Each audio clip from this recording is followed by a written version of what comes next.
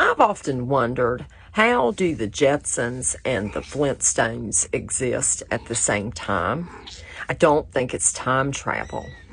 I think that they could both live in the same reality, almost similar to how the first world and the third world are so vastly different.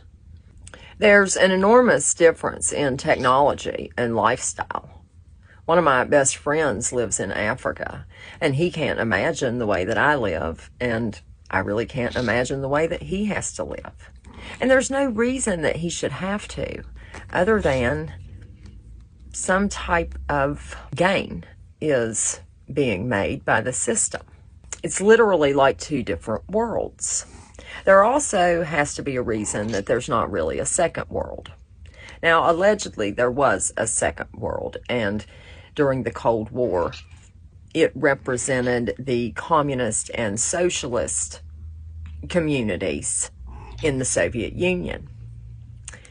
Community, socialism, union, those are all things that the system doesn't want. It wants us dependent on it, not relying on each other, because then we may not need it. So I was thinking maybe there really is no second world. And then I thought of as above, so below. And what if the system is in the middle and harvesting energy from both the lower and upper? If we think about the Flintstones, they are low-tech and survival-based. Much more community-oriented, though. They even worked well with the animals.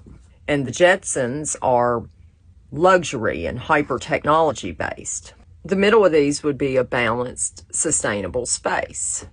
In a parasitic construct, the middle is exactly where stability could form, but stability doesn't feed the parasite. The system thrives on polarity and dependence. The third world extracts labor, resources, and energy from those in poverty. It creates a low-frequency survival struggle. And there's a lot of that in the first world, too. The elite and hyper-technical world extracts energy from those dazzled by, dependent on, and competing for technological privilege. There's a lot of materialism and overstimulation in this structure.